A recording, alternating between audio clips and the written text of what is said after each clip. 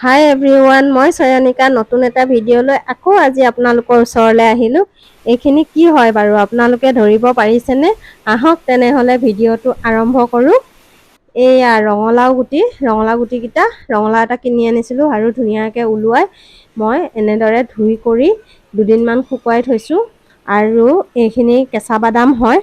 এতিয়া মই ভাবিলোঁ ৰঙালাও গুটি আৰু বাদামৰ এটা চাটনি বনাওঁ আৰু আপোনালোকৰ লগতো ভিডিঅ'টো শ্বেয়াৰ কৰোঁ বুলি ভাবিলোঁ। সেয়ে টাৱাখন গৰম হোৱাত মই ইয়াতে ৰঙালাও গুটিকেইটা দি দিছোঁ। অকণমান সময় ভাজিম এনেকৈ শুকান টাৱাত। ইয়াত দেখিছেই নহয়, অকণমান যেতিয়া ৰঙালাও গুটিকেইটা মানে ভাজি ল'লোঁ তাৰপিছতে কেঁচা বাদামকেইটা দিছোঁ। দি এনেদৰে দুইখিনি মিক্স কৰি ভাজি থাকিম অলপ সময়। যেতিয়ালৈকে গুটিকেইটা ফুটি নুঠে তেতিয়ালৈকে মই ভাজিম। একদম বৰ ধুনীয়াকৈ ফুটি মানে উঠে আৰু সেইখিনি সময়লৈকে মই ভাজি লৈছোঁ। এয়া এই চাটনিটো মোক এজন ভাইটিয়ে শিকাই দিছিলে।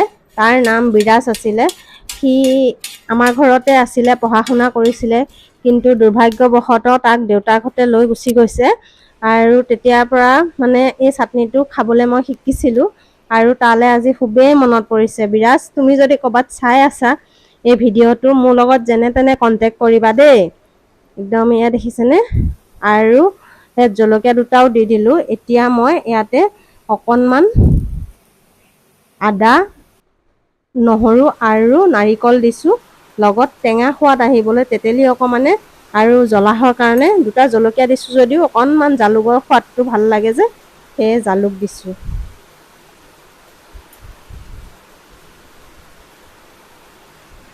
আৰু এতিয়া এয়া পিচিছোঁ, মানে শুকান হৈ আছে। সেয়ে অকণমান তেতেলীখিনি য'ত তিতাই থৈছিলোঁ তাতে সেই পানীখিনিকে দিছোঁ আৰু তেতেলীখিনি অকণমান মানে মই তিতাই লৈছিলোঁ দেই, আপোনালোকক দেখাবলৈ নহ'ল, তেনেকৈয়ে দেখাইছিলোঁ।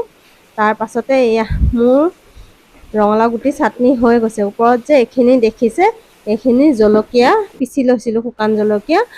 আৰু নিমখটো মই খোৱাৰ সময়ত এড কৰিম, আপোনালোকেও খোৱাৰ সময়ত নিমখটো এড কৰিব দেই। আৰু ভিডিঅ'টো কেনেকুৱা লাগিল জনাব। যদি ভাল লাগিছে লাইক, কমেণ্ট আৰু শ্বেয়াৰ কৰিব। আজিলৈ আহিছোঁ, বাই।